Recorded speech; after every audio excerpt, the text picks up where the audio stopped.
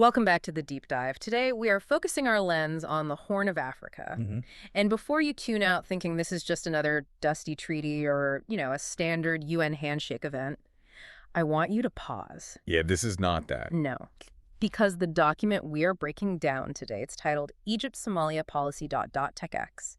It reads less like a diplomatic press release and more like the opening chapter of a geopolitical thriller. It really does. Yeah. I mean, we are looking at a situation that has everything.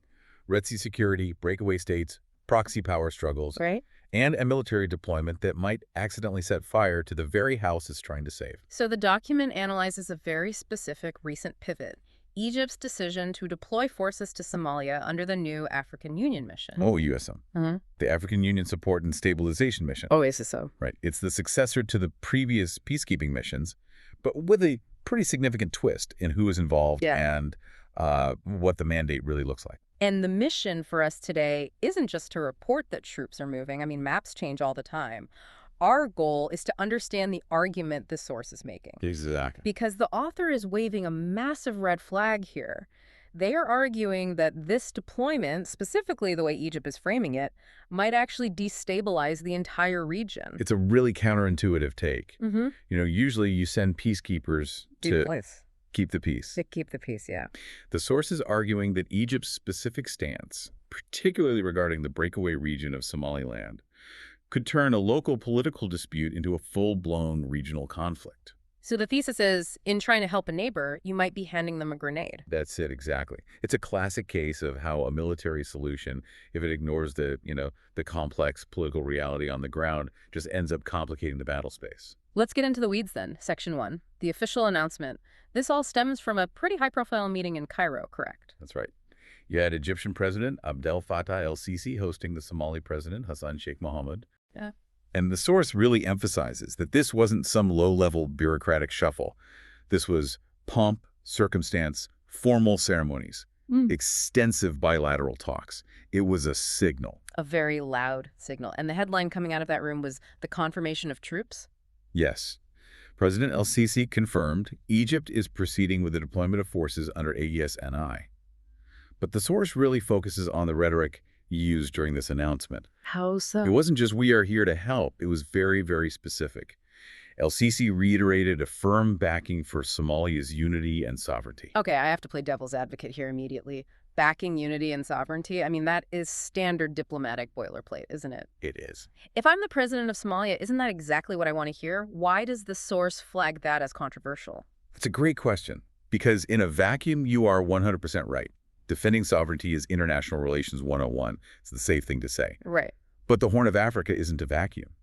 The source argues that in this specific context, sovereignty is a code word. A code word for what? For anti-Somaliland sentiment.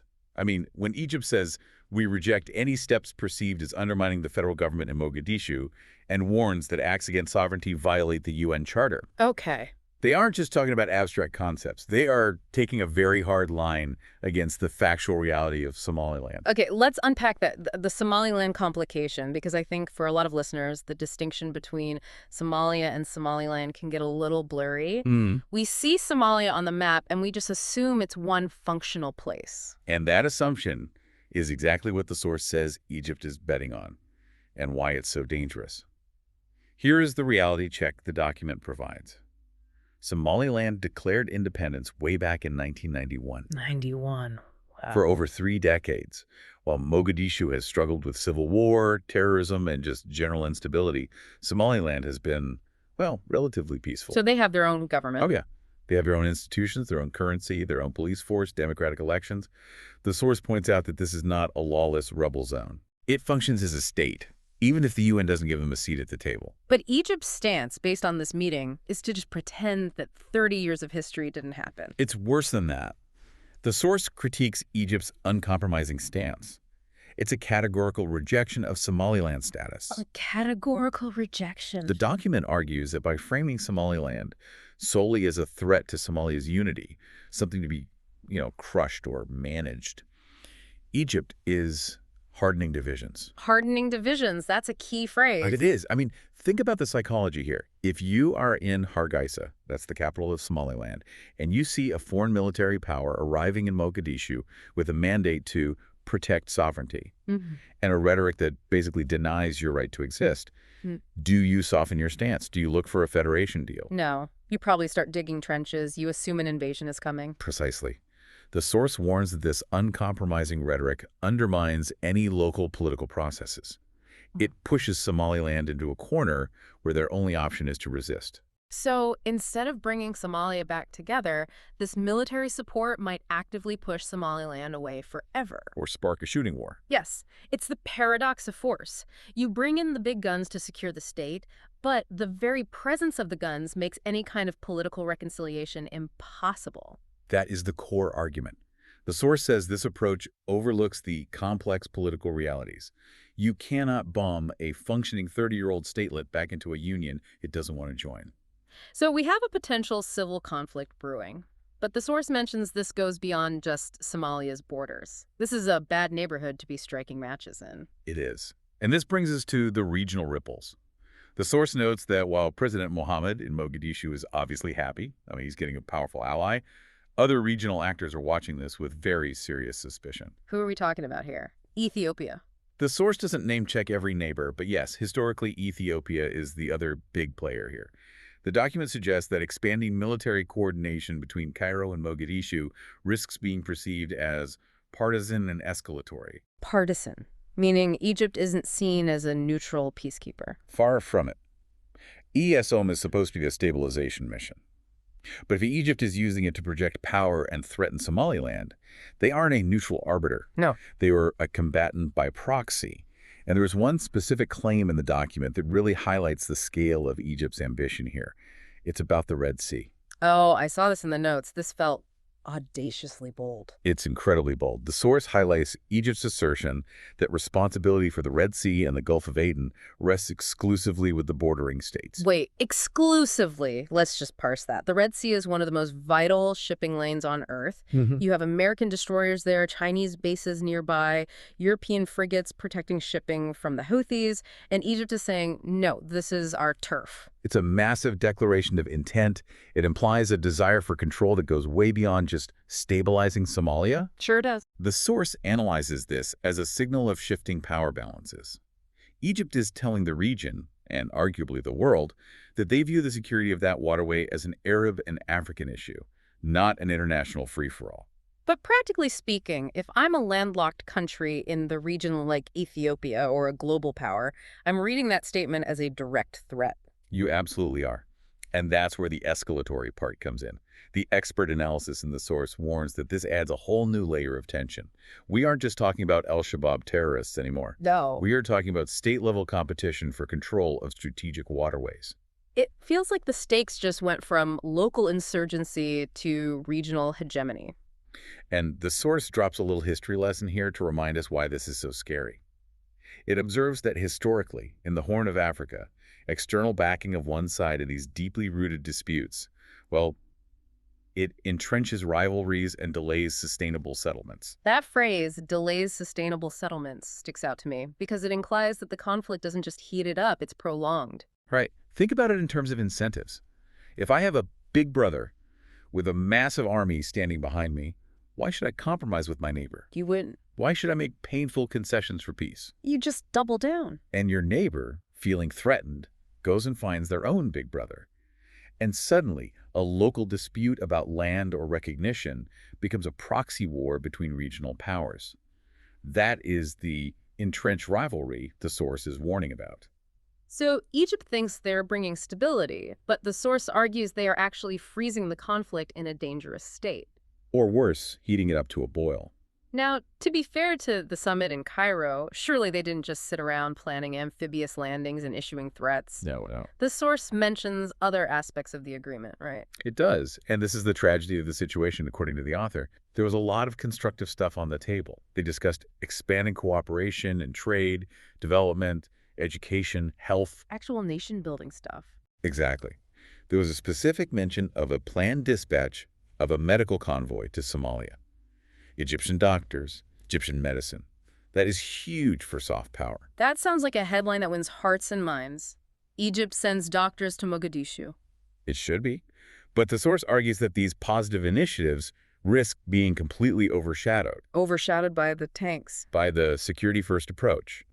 When you lead with the military deployment and you couple it with aggressive rhetoric about sovereignty and rejection of Somaliland, the medical convoy becomes a footnote. Yeah. It gets buried on page 6. It's a branding problem with potentially lethal consequences. It's more than branding, it's prioritization. The source argues this approach signals to the Somali people and the region that the relationship is defined by security, not by development. Which brings us back to that idea of hardening divisions. If the face of Egyptian partnership is a soldier, the response is military. If the face is a doctor, maybe the response is dialogue. That's a really profound way to put it. And the force implies Egypt is missing a huge opportunity here. By letting the military signaling dominate, they are undermining the very stability they claim they want to create. So we've diagnosed the problem. The official announcement is aggressive. The Somaliland issue is a powder keg. The Red Sea claim is making neighbors nervous. And the good news is getting drowned out. Does the source offer a solution, or is it just doom and gloom? No, it offers a path forward. It calls for recalibration. Recalibration, diplomatic speak for fix this before it blows up. What does that look like in practice? Well, the source argues that if the goal is truly long-term stability, not just a short-term photo, Egypt needs to shift its emphasis. Instead of outright rejection and military posturing, there needs to be a focus on mediation. Talking.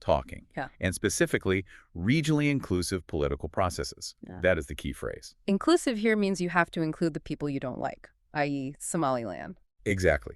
The source argues you have to acknowledge on-the-ground realities. Yeah. You have to deal with Somaliland as a political entity. You don't have to formally recognize them as an independent nation tomorrow, but you have to treat them as a stakeholder, not a target. So start pretending the map is what it was in 1980 and deal with the map as it is in 2024. Yes. A balanced policy that supports peaceful dispute resolution would, according to the source, serve everyone better. It would obviously help the Horn of Africa avoid a war. Sure. But the source makes a pragmatic argument for Egypt, too. It would serve Egypt's own strategic interests. How so? I thought showing strength was in their interest. Short term, maybe. But getting bogged down in a Somali civil war, igniting a conflict with Ethiopia, that drains resources. That hurts your international standing. Right. The source argues that being a broker of peace is powerful.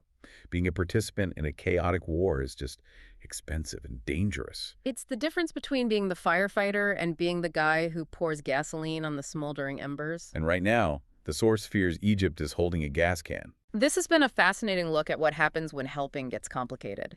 Let's try to recap the main takeaways from this Egypt-Somalia policy document. Sure. First, we established that Egypt is deploying troops under AUSUM, which is a major shift in their involvement in the Horn of Africa. But they are wrapping that deployment in rhetoric that is deeply hostile to Somaliland, prioritizing this rigid view of sovereignty over the complex reality of a functioning breakaway state. Second, we looked at the regional fallout. Egypt's claim to exclusive responsibility for the Red Sea, combined with this partisan support from Mogadishu, risks escalating tensions with other neighbors. And entrenching local rivalries. Exactly. And finally, we saw that the constructive elements, the trade, the medical convoys, are being suffocated by this security-first strategy. The gun is hiding the olive branch. Yeah. The source concludes that without a recalibration toward dialogue and inclusivity, this mission to stabilize might end up doing the exact opposite. It's a very sobering analysis, and it brings up a thought I want to leave our listeners with today. We hear the word sovereignty tossed around constantly by world leaders. It's the ultimate shield, right? We are protecting sovereignty. Just shuts down the argument. Who can be against sovereignty? Exactly. But based on this source, I want to pose a question. When a powerful external nation steps in to support sovereignty with military force, are they actually protecting the nation's future? Or are they simply freezing its internal conflicts in amber? It's the dilemma of the deep freeze. Right. Are you preserving the state? Or are you preserving the problems of the state, preventing the necessary, maybe painful evolution that needs to happen for real peace to take hold? That is the million-dollar question. Sometimes the most helpful thing a neighbor can do isn't to bring a gun, but to bring a chair to the negotiating table. Something to consider the next time you see a headline about peacekeepers in the Horn of Africa. Absolutely. Thank you so much for guiding us through this document. It's complex, but I feel like we've actually looked under the hood of the news cycle today. My pleasure. The devil's always in the details. And thank you to everyone listening. We'll see you on the next Deep Dive.